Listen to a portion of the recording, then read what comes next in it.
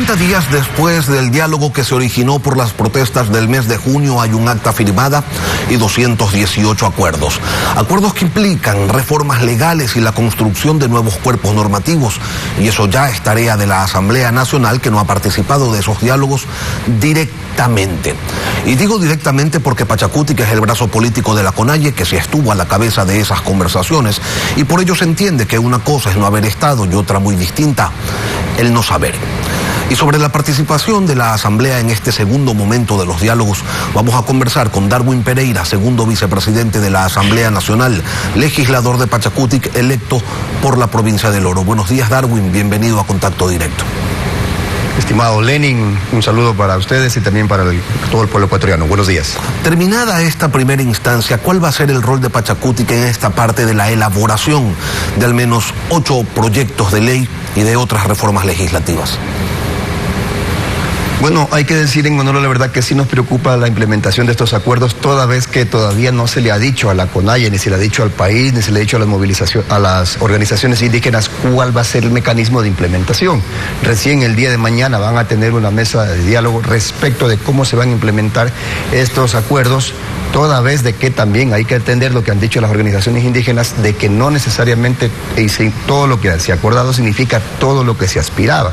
Y hay temas que ellos han determinado como sustanciales para el país, como por ejemplo el subsidio a los combustibles. Pero más allá de eso, la parte que le corresponde a la Asamblea Nacional, yo veo una buena predisposición al interior de la Asamblea y creo que tendríamos los votos suficientes para la implementación de algunos temas. Por ejemplo, el tema de la consulta prelegislativa, que inclusive ya en este momento avanza en una forma de implementarla hacia los pueblos y nacionalidades. Me parece que sería uno de los primeros temas que podríamos abordar cuando se toque el tema minero, por ejemplo. Siendo ustedes el brazo político de Pachacuti, deberían ser quizás los encargados de la elaboración y de proponer en la Asamblea las reformas acordadas.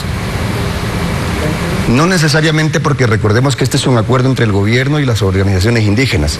Nosotros no quisiéramos ahí de repente entorpecer la intención, el espíritu con el que llegaron al acuerdo. Toda vez que ese acuerdo se concretó entre los dos, nosotros lo que tendríamos que hacer es viabilizar la reforma que ellos nos propongan. Ahora, se ha hablado tentativamente, cosa con la que personalmente no estoy de acuerdo, en que se podría conformar una tercera mesa con la Asamblea Nacional, o quizás un tercer momento con la Asamblea Nacional y acá conformar una mesa para poder... ¿Y por qué no está de acuerdo? Porque me parece que nos vamos a pasar de mesa en mesa, de diálogo en diálogo, y no vamos a resolver nada. Se supone que de ahí ya tendrían que habernos dicho, por ejemplo, desde las organizaciones indígenas, estos son los artículos que nos incomodan o estos son los artículos que nos hacen falta. Y el gobierno tenía que haber dicho en esa mesa cuáles son, asimismo, desde su punto de vista, los artículos de las leyes que le incomodan o que le hacen falta. Y eso trasladarlo a nosotros para nosotros ya darle el pulimiento final. Pero decir que recién van a tratar con la Asamblea nuevamente en otra mesa, me parece que es tomarnos el pelo y seguir alargando un tema que necesita respuestas en el país inmediatamente. En las mesas de diálogo se determinó que habrá reformas en materia extractiva, nos referimos a minería y a petróleo. En Pachacuti, que esto ha sido un tema fundamental, tratado un sinnúmero de veces en distintas campañas electorales, pero nunca ejecutado, nunca propuesto en firme, y cuando lo han propuesto pues no han contado con los votos para su aprobación final. ¿Tienen claro por dónde deberían ir los tiros en estas dos materias en particular? Sí, por supuesto. En el tema minero hay una confrontación en este momento. Es parte, yo diría, de los desacuerdos, si cabe el término, porque poco acuerdo, poco avance hubo en este tema. El gobierno se mantiene en el tema de que se tiene que proteger la seguridad jurídica para las inversiones e ir a un extractivismo fuerte, mientras que ustedes saben cuál ha sido la posición de Pachacuti y del movimiento indígena, de proteger los ríos, de proteger la naturaleza, de no ir a un extractivismo salvaje si vamos a sacrificar, por ejemplo, el agua. En ese contexto yo diría que necesitamos seguir buscando puntos medios y necesitamos que de una vez por todas el gobierno nos diga con una forma contundente dónde cree él que nosotros podríamos ayudar. Debe haber un punto de acuerdo, debe haber un punto común. El presidente, cuando estuvo en campaña, ¿qué dijo? ¿Que iba a proteger el agua? ¿La ha protegido? Por supuesto que no. ¿Que iba a proteger la Pachamama? ¿La ha protegido? Por supuesto que no.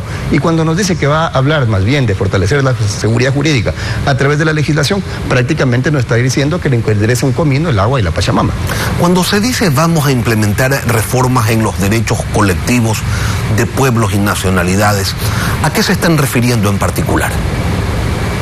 A ver, ahí siempre ha habido temas que nosotros hemos sido ya absolutamente claros y hemos pasado de la generalidad hacia lo concreto, y al menos desde el movimiento indígena hemos sido en ese aspecto absolutamente claros. Le pongo un ejemplo: el tema de salud intercultural, el tema de educación intercultural, el tema de la protección a la consulta previa, la consulta informada respecto del extractivismo, llámese petróleo, llámese minas en los territorios de los pueblos, de las nacionalidades y de las naciones indígenas, obviamente que merecen ser atendidas mediante ley. Estamos avanzando ahora mismo en una ley de pueblos y comunidades en la Asamblea Nacional.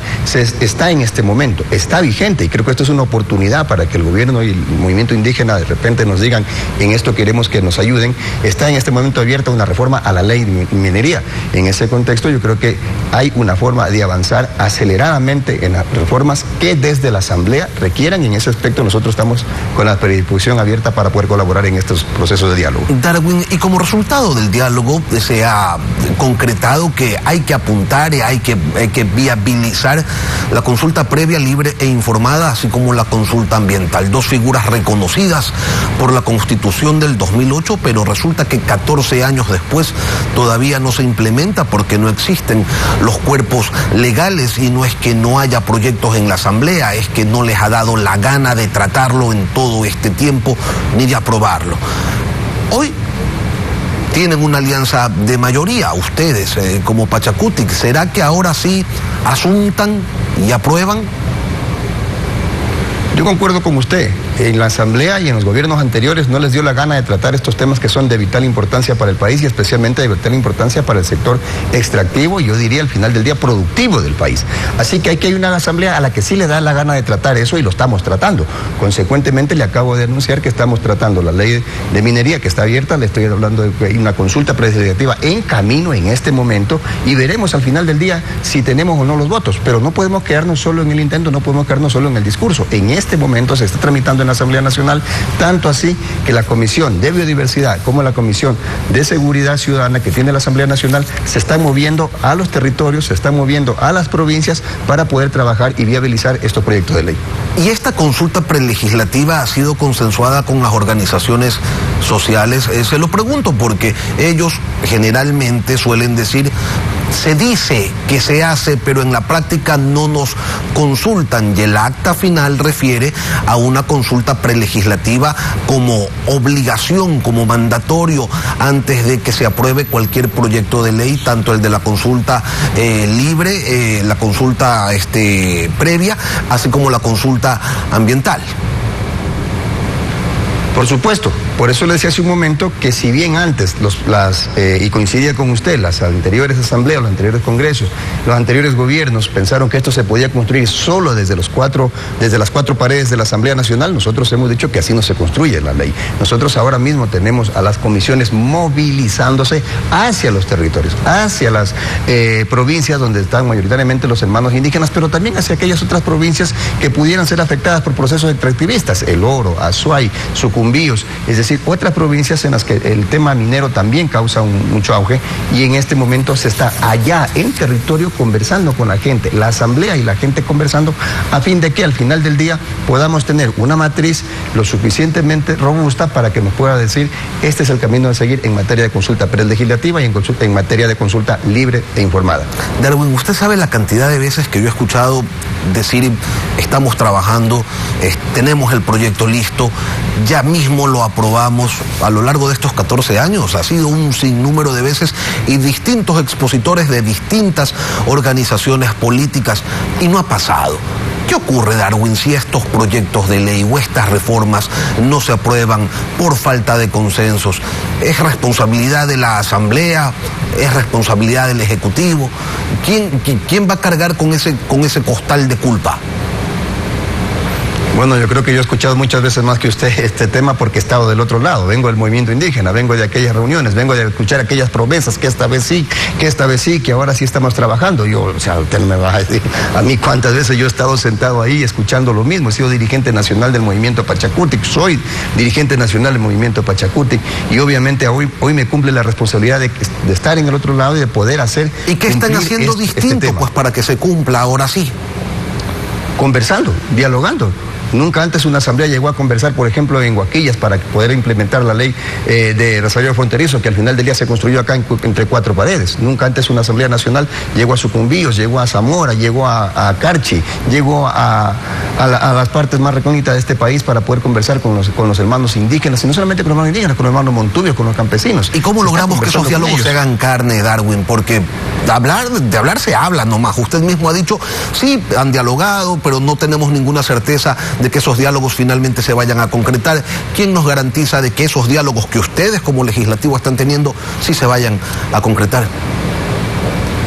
A ver, aquí este tema pasa por dos puntos. El primero, por el legislativo, que hace sus esfuerzos, que camina, pero también por el ejecutivo, porque mañana sacamos una ley, producto de todos estos diálogos, y de repente al ejecutivo no le gusta, y llama y conversa con sus aliados, que usted muy bien lo ha visto, cómo conversa con los aliados que tiene en la Asamblea Nacional, aquellos aliados en los que se pone de acuerdo en grandes temas, en temas macros, como para, por ejemplo, pasar su reforma tributaria, y luego no permite que pasen estas leyes. No es una potestad exclusiva de este gobierno, lo han hecho otros gobiernos. Sin embargo, lo que nosotros aspiramos es de que esta vez podamos ponernos de acuerdo, y por eso es que nosotros creemos que la complementariedad, la contraparte para que esto de una vez por todas se haga realidad, es que venga un acuerdo desde las mesas de diálogo entre el movimiento indígena y el gobierno. Si no viene un acuerdo del gobierno de allá, estoy casi seguro que al final del día quien boicoteará todo esto será el gobierno.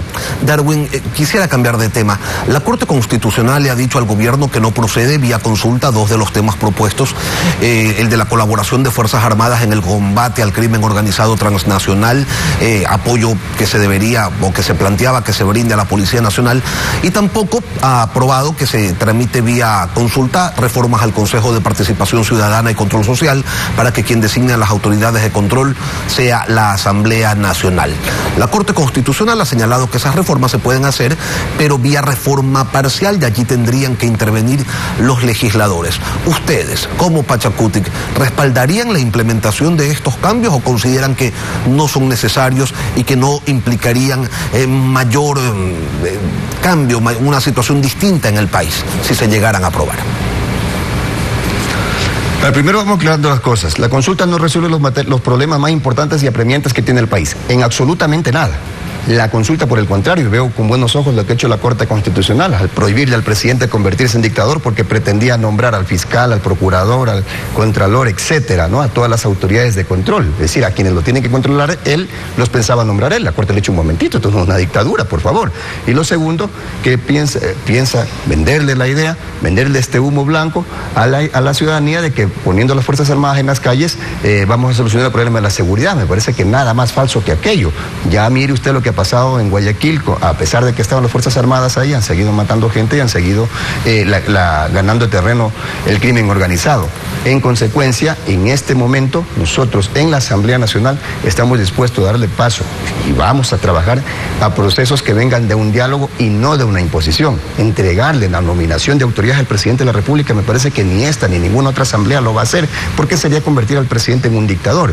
Convertir a las Fuerzas Armadas y prácticamente la policía, que nos hace falta, cuando en la práctica lo que nos han dicho son que a la policía le hacen falta más de 30.000 hombres, a la policía le hace falta equipamiento y que por ahí debería ir el camino, y no pensar que le venga a las Fuerzas Armadas descuidando las fronteras, descuidando su proceso para los que están siendo formados, me parece que es una locura. Darwin, brevemente, para cerrar esta entrevista, en el proyecto de ley de comunicación, ¿van a tener los votos para ratificarse en el texto original o ya pueden reconocer a estas alturas que lo tienen cuesta arriba?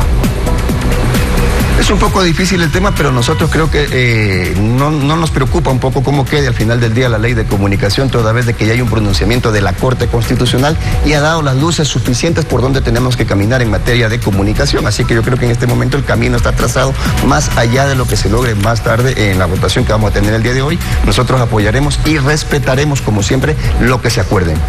Las luces las había señalado con anterioridad el derecho interamericano, el derecho internacional, pero bueno, si necesitaban que también los alumbre la Corte Constitucional, ahí están esas luces y qué bueno que no se pierdan. Darwin Pereira, segundo vicepresidente de la Asamblea Nacional, legislador de Pachakutik. Gracias, Darwin, por acompañarnos hoy aquí en Contacto Directo. Buenos días, muchísimas gracias, Lenin. Un abrazo. Y luego de la pausa volvemos con Javier Jurado, asambleísta de UNES, miembro de la Comisión de Seguridad Integral. Con él vamos a revisar el proyecto de ley de armas que ha sido presentado por él ante el CAL. Su alcance: en un amplio sector de la ciudadanía se debate la pertinencia de portar un arma como defensa propia. ¿Es esto lo que se plantea? Ya regresamos.